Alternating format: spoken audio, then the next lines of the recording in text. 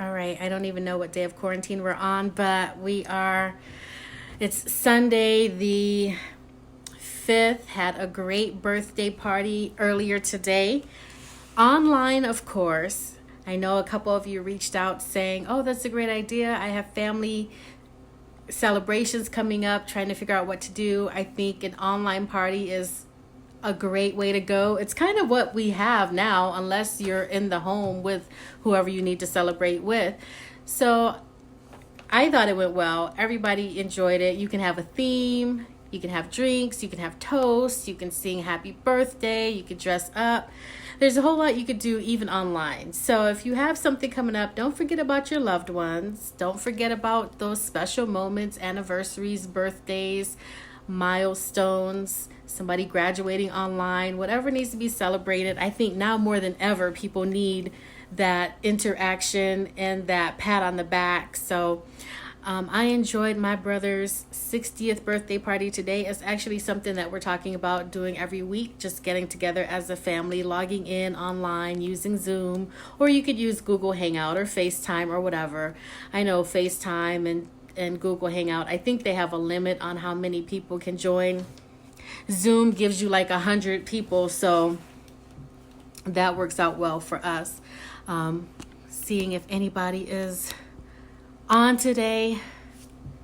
Now I have it in landscape view, so I'm not even sure if I'm seeing comments or anything. I don't know, because I don't know where to look now. But it's Sunday afternoon, so hopefully somebody's out there and just watch Real Housewives with me. I love that show. That show is like, I won't call it a guilty pleasure. It's just pleasure. I just enjoy it. And I know a lot of people do too, because they're like in season 14 right now. Let's see. Well, whoever logs on, leave a comment so I know where the comments go, because when I have it in this landscape view, I don't even know where to look for comments. So I don't know if you're out there or not, actually, but I think you are. But anyway, so today's episode was interesting because when it first started, and of course, Kenya being the victim, playing the victim as she normally does. And she's not one of my favorite entertainers on the planet. She's just one of those people that thrives on being hated, and she plays that up well. So she's talking about how, she thought this relationship would last forever, and she lost her friend and all this stuff. And I'm sitting there like, were y'all really friends? Were you really friends? Because rumor has it he's had this living girlfriend for years, longer than y'all have been married, and they have kids together and they go out together all the time. And so this seems to have been an arrangement, and she wanted a child, she wanted to do it right or whatever. And I think he just got to the point where he's just kind of sick of her and couldn't even hide it anymore, and now it's over or whatever. Or seemingly over, but she's in her attorney's office or whatever, kind of boo-hooing or whatever. And towards the middle of the episode, she starts talking about how she's never been allowed to talk to his parents. And I'm like, why would you walk down the aisle with someone and you've never even met their parents? That just makes no sense to me. Like, that's not even a red flag. That's just what are you doing? Like, you mean nothing to me, and I'm not introducing you to the people that are closest to me. So now she has a child with this person who presumably have never met her grandparents. I don't understand. I was just watching the episode like, what? That just makes no sense. Because a lot of times it's the parents that will give you clues into who their child really is. It's a great idea to meet the parents. Now I could see if someone's on bad terms with their parents and they're not talking to their parents, so naturally you wouldn't meet them. But I get the idea that he talks to his parents regularly, she just can't. And that makes no sense. Like, we're not going to be engaged and your mom is calling and you going in some other room like I'm in the background saying hi and you're not relaying the message because you keeping me and your parents apart. That makes no sense. So I don't know what part of the dating game that was, but that just should not fly for a whole lot of people. So just know, if you want to call it red flag or intuition or whatever, That's one of them. Like if he is in communication with his family and you're not allowed to meet his next of kins, that should be a big problem for you. I know a lot of people whose, their parents have given the girl warnings like, this might not be the one for you. Like you're going to find out who you're marrying or dating by what their family says. You should want to meet you should insist on meeting their family. So I don't know how you walk down the aisle with somebody and he's been like, you can't meet my parents. That just doesn't make any sense. So that was her bad. Whatever she wants to call this, she's trying to play victim. And the more she talks, you can tell she's not a victim. Because that's not even like, that's not an Oprah moment where it's like, well, did you overlook anything? Were there any red flags that you missed? Like, that's beyond a red flag. That's just crazy on your part for going through with it, knowing that there were huge issues in the mix. And if what she's saying is true, she probably never met his parents because he already had a girlfriend and some kids in New York that they talk to all the time. So nobody's trying to meet you. It just, Kenya's ridiculous. But, okay, now I'm seeing something coming through. So Kenya's ridiculous, but Kenya's Kenya, and she's always going to try to play up the victim. So Real Housewives is letting her have her little moment and whatever. So it's interesting TV. And then she's in the lawyer's office and she's getting powers of attorneys, wills, and all that stuff. And it's somebody named like Aunt Lisa, who is her father's sister. Now, I really liked her aunt, and I can't remember the woman's name. I want to say she was a lawyer or a judge. She was a great voice of reason. She was on like a couple episodes when Kenya was on the first time. And somehow she has just dropped completely out of the picture. If anybody knows who that woman's name, what her name was, feel free to post that in the comments. Hopefully I didn't lose you guys. Whoops. But yeah, if anybody knows who that person's name was, I love that aunt. But that aunt was her mother's sister. And of course, Kenya has problems with her mom because her mom does not claim her. So that's a situation, again, where it's like, okay, if you're not in communication with your parents, then I get your spouse to be is not meeting your parents. Kenya tried to stroll up at her mother's door. Her mother didn't even come to the door. Matter of fact, she bolted it. It's not, I might seem callous for laughing, but the fact is she rolled up with camera crew. Now, if your mother has spent like 40 years telling you, I want nothing to do with you, why are you rolling up in a tour bus with a full-on camera crew thinking she's about to open the door and have some heart-to-heart with you? I don't know how many times her mother needs to say, I want nothing to do with you, but she dropped her off somewhere when Kenya was 3 days old, and she has never picked her up again. She don't even mention Kenya. So Kenya likes to use these things as these story moments to try to play victim, but at some point it's like, girl, you're like 50-something years old. Stop playing victim. It is what it is. Get some therapy. Let's move on. Your mother has her issues to deal with, and she has the answer for that in her afterlife. You need to just move it right on. So I don't know if there was some kind of conflict that came up with her aunt because she kind of had these breakdown moments like, why didn't you guys say something to her to make her claim her child or whatever? And the aunt was like, you don't know what went on in the household, which is true. So I don't know if she's kind of been tossed out of Kenya's life for that or whatever. But Kenya plays victim, and she tosses people aside just like her mother tossed her aside, and whatever, life goes on. So whatever, she's in this marriage where she was never allowed to meet her husband's parents, but he does talk to them, so that's crazy. And now Aunt Lisa is the power of attorney to everything should something happen to Kenya. So the one part of the story that I did like tonight on Real Housewives, and that's something that a lot of people are dealing with right now, so that was a very timely situation, was her going through her estate plan, putting together a trust, putting things in the trust, deciding who is going to be the power of attorney. So that part I love that they highlighted because it really is important. So this woman that she supposedly chose to be the power of attorney, Aunt Lisa, she chose her because they were raised in the same house. Kenya was apparently raised by her father's dad. So this is her father's sister. So they were all raised under the same roof, and they have the same values, the same background, the same upbringing. And that's really important when you're thinking about who is going to care for my child if I'm no longer here. You really do need to think about what is someone's values? What do they believe in? How were they brought up? Are they going to bring my child up in a way that I would want? Model a way that's close to what I would do if I'm no longer here? So I did like that she highlighted that part. That's like one of the few good things to come out of Kenya, that little bit of her story. And so I would encourage people, that's what you need to think about. And I've said that numerous times. When you're thinking about a power of attorney, especially when it comes to your wishes, your medical power of attorney, your financial power of attorney, you need to think about, okay, if I'm on life support, is somebody going to carry out my wishes, or are they going to do what they want to do? And that could be a big difference. You know, some people believe in life support until there's a break in science and there's some cure. And some people are like, oh, okay, after about a week, take me off life support. I'm done. It's going to be what it's going to be.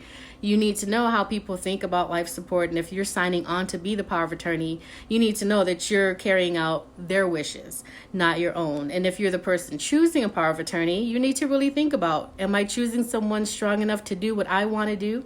Or am I choosing someone that believes the way I believe, so it will be easy for them to do what I want to do? Or am I choosing someone who believes something completely different than me, and all I have to do is hope for the best because I'm going to be in a coma? So that's one aspect of it. And then, of course, when you have a financial power of attorney, they are you, essentially. So if you are in a coma, they can do any and everything that you could do if you were there. So that is, sell your house, close out your bank accounts, make payments, make gifts to people.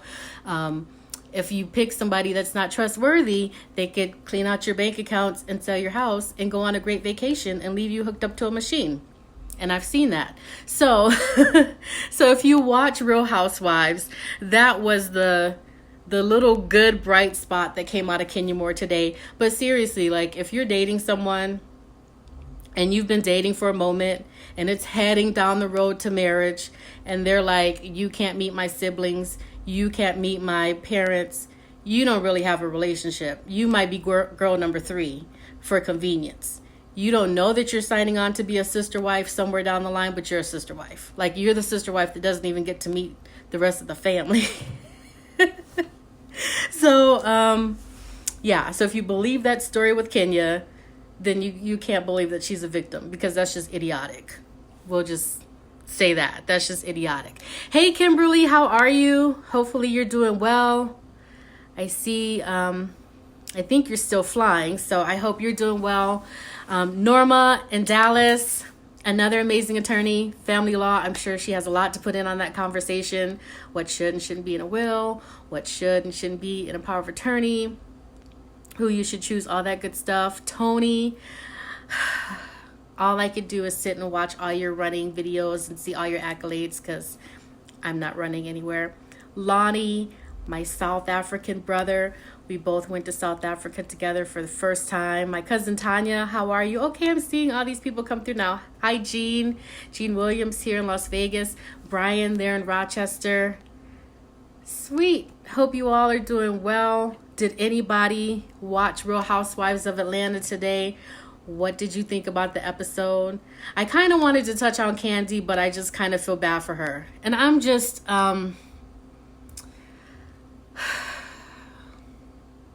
well, Candy and her husband had this real touching moment. And I will say that I applaud them talking about therapy, because especially in the Black community, we don't often talk about it. It's almost taboo just to say the word, much less say I'm going. So for them to bring up couples therapy and actually make the choice to, I think they've seen someone a few times in the past. What I really believe is, if you're going to do therapy, do therapy. Therapy is not like a once every 5 or 6 months deal. It's either you're going regularly and you're benefiting from it, or you're not really in it. So he brought up that they might need a check-in, and he's got some real issues. But my thing is, for his issues, well, Candy's mom is horrendous, and God, these parents did. You have to be careful who you let sit at your marriage table. There shouldn't be too many people at your marriage table, especially your parents. Yes, you need to meet your spouse's parents, but they don't need to be sitting at the table in financial conversations, all that. Candy just gives her mom carte blanche to say and do whatever she wants. Her mom has stolen her identity, has opened stuff in her name, and she still does any and everything for her mom. And it's like, okay, whatever. I think Candy lost her brother when she was pretty young, so she's kind of an only child and kind of filling a gap or void or whatever. But her mom just has too much reign. So she treated her husband really badly when they were engaged and first married. So there's always kind of been this whole rift. And apparently Todd has always felt like, I have to just make this money to be accepted. And so today he's talking about how he gave up a great producing job and he's given up all these producing gigs to go into these other ventures that make more money but don't feel his passion. And I was just sitting there like, well, who do you need to prove anything to? Like, if you and your wife are solid and what goes on in your household works for the two of you, what does it matter that her mom and the fans and the people on Instagram and people on the blogs say whatever? I don't understand why celebrities sit there reading comments and responding to comments. Like, seriously, I would not care. Like, if Candy's okay with who you are and what you do, and obviously she was because he was a producer on The Real Housewives, that's how they met. If she's okay with it, what does it matter what anybody outside the four walls of your home think? And so I hate that he feels in this rut, but I'm just like, seriously, they just celebrated 6 years. Like, you still feel that way? What makes you think you can't go back and pursue your passions? Like, why are you still trying to prove something to somebody? Her mom is never going to change. She has moments where she acts like she's changed, but the minute something happens, she's right back in her old ways. So stop trying to please her mom, because she's really should be a non-factor to you and your fulfillment and satisfaction as a human. And the fans, they're just gonna, we're gonna say whatever we're gonna say because it's entertainment. So I just don't understand that. I mean, life is really too short to be living unfulfilled, doing stuff because you think I've got to look good so somebody else doesn't talk about me. Because if people are the type of people that just sit back and talk about you, they're just going to talk about you. And it really won't matter what you do. If you've got a great car, they're going to talk about you don't have a better car. If whatever, it's always going to be something. So he had his little meltdown. I guess next week is going to be their therapy issue, and that's great. They probably should do therapy on a regular basis. And yeah, Candy is way too busy and she doesn't know how to stop. But she keeps everybody afloat because she has so many people that she employs, and then her mom and, whatever. But yeah, the whole Todd thing, to me, that's like not even an issue. Like, do what you want to do. Like, if your household is good, that's all you need to worry about. Now, if it's a complex within himself, like, I don't make as much money as my wife and I don't feel like a provider because of it. Now, that's a separate thing. And it's like, well, you knew what you were getting into when you walked down the aisle because she always made more money than you. You moved into her house. So, yeah, that's something that I think a lot of men often have to work out. That whole macho, am I really a provider if I don't make more thing? Yeah, that's like a separate individually therapy issue. Because there's more than one way to provide. Like, if the bills are paid, great. But there's a whole lot of other ways to provide. So great issues in that respect from Real Housewives today. And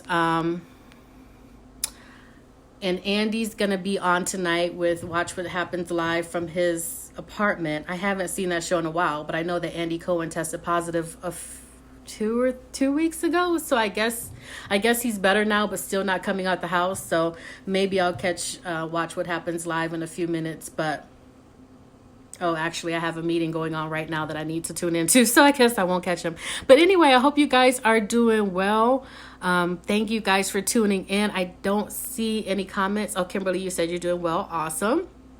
I don't see any more comments. So let me know your thoughts on Real Housewives, because I know I'm not the only one that watches Real Housewives. Like, they're not ranked the #1 Real Housewives franchise for nothing. Everybody's watching Real Housewives of Atlanta. So what did you think? What did you get out of it? I don't know how long this season's going on. I feel like we should have had a reunion and been done with this series by now, though. So maybe in the next couple of weeks, this will be done and we could just get to the reunion show, which I hear is quite fiery, as it always is. And then as soon as that wraps up, Married to Medicine is starting the first week in May. I really wish that they would push that up. Married to Medicine or Real Housewives of Potomac. One of them. One of them starts like the first weekend in May. They're kind of interchangeable. All of those shows, reality shows with the black cast. So anyway, hey Cynthia, how are you? Hey Rob, how are you? Now I'm just finishing up, so feel free to watch this back. Just talking about Real Housewives and Kenya Moore and Candy and Todd. But I hope you guys are well, and I will see you guys tomorrow. Bye.